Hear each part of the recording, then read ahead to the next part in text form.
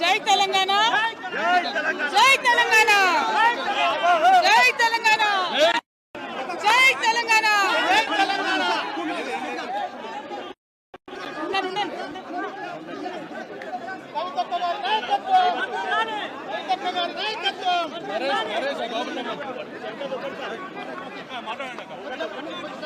ఓకేనా? జై తెలంగాణ. నేను నా కొడుకు ఆదిత్య గ్రాడ్యుయేషన్ సెరమనీ పూర్తి చేసుకొని అమెరికా నుండి వచ్చే లోపల మరి ఏదో లేఖ లీక్ అయిందని చెప్పి గత 2-3 రోజులుగా చాలా హంగామా నడుస్తున్నట్టుగా తెలుస్తూ ఉన్నది. మరి ఈ సందర్భంగా నేను చెప్పదలుచుకున్నది ఒకటే, 2 వారాల క్రితం నేను గౌరవనీయులు పెద్దలు కేసీఆర్ గారికి ఒక లేఖ రాయడం జరిగింది. నేను ఈ విధంగా కేసీఆర్ గారికి ఇదివరకు కూడా నా ఒపీనియన్స్ ఎప్పుడున్నా కూడా లేఖ ద్వారా చెప్పడం జరిగింది. అయితే ఈసారి నేను మొన్ననే చెప్పున్నాను, కుట్రలు కుతంత్రాలు జరుగుతూ ఉన్నాయని.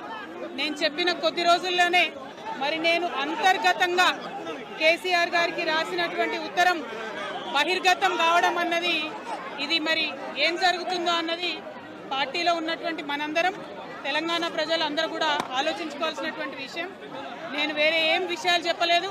నేను కేవలం పార్టీలో ఉండేటటువంటి అన్ని స్థాయిలో ఉన్నటువంటి నాయకులందరూ అనుకుంటున్నటువంటి విషయాలు.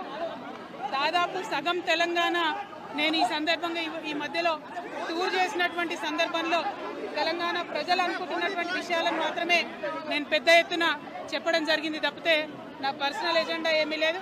నాకు వ్యక్తిగతంగా ఎవరి మీద ద్వేషం లేదు, ఎవరి మీద ప్రేమ లేదు. కానీ నేను రాసినటువంటి లేఖ చాలా అంతర్గతంగా పార్టీలో మా నాయకుడికి రాసినటువంటిది. అటువంటిది బహిర్గతమైందంటే మరి దాని వెనుక ఉన్నది ఎవరన్నటువంటిది ఆలోచించుకోవాల్సినటువంటి సందర్భం. I have return to my father Shri KCR garu feedback which I got from every stature of the leader from our party and from Telangana people broadly 2 weeks back. I've always written to my father at various stages. Whenever I needed to give him any feedback, I've always written to him. But this time it got out. I believe it is a handiwork of some of the cowards in the party, and party should decide how to deal with them. I have not written anything negative against KCR Garu or the party. To strengthen the party and to work for the people of Telangana. Feedback mechanism is necessary, and that is what I have done. Thank you. Jai Telangana.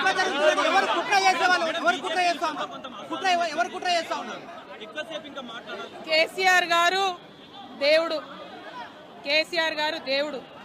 కానీ కేసీఆర్ గారి చుట్టుకొని దయ్యాలున్నాయి. వాళ్ళ వల్ల చాలా నష్టం జరుగుతున్నది.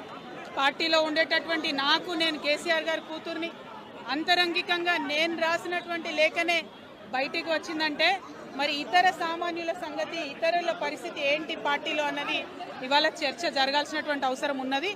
దానికోసమే ఇవాళ నేను మీతో మాట్లాడుతూ ఉన్నా తప్పితే రెగ్యులర్గా నేను ఇచ్చిన ఫీడ్బ్యాక్ అందులో స్పెషల్ ఏం లేదు. ఏ మీటింగ్ అయినా ఏదైనా కూడా నేను సార్కి ఇస్తానే ఉంటాను. కానీ ఈసారి ప్రత్యేకించి బయటికి రావడం అన్నది నేను బాధాకరంగానే ఉన్నది. అయితే ఈ లేఖ, ఈ విషయం అంతా చూసుకొని కాంగ్రెస్ బీజేపీ పార్టీలు బాగా సంబరపడుతున్నట్టున్నాయి. కోతి కొబ్బరికాయ దొరికినట్టుగా ఏదో బీఆర్ఎస్ పార్టీ ఆగమైంది, కేసీఆర్ గారికి ఏమైంది, అంత సీన్ లేదు. మా నాయకుడు కేసీఆర్ గారే. కేసీఆర్ గారి నాయకత్వంలోనే తెలంగాణ బాగుపడుతుంది, ముందుకు పోతుంది, అందులో ఎటువంటి అనుమానం లేదు. కేసీఆర్ గారి నాయకత్వంలోనే బీఆర్ఎస్ పార్టీ కూడా ముందుకెళ్తుందని చెప్పి నేను బలంగా నమ్ముతా ఉన్నాను. పార్టీలో ఉన్నటువంటి చిన్న చిన్న లోపాలను డిస్కస్ చేసుకొని, సవరించుకొని, కోవట్లను పక్కకు జరుపుకుంటూ ముందుకు పోతే పార్టీ 10 కాలాల పాటు చల్లగుంటుంది అనేటటువంటి నా భావన. బీజేపీ కానీ కాంగ్రెస్ కానీ తెలంగాణ ప్రజల కొరగబెట్టింది ఏమీ లేదు. 2 పార్టీలు కూడా తెలంగాణను ఫెయిల్ చేసినాయి.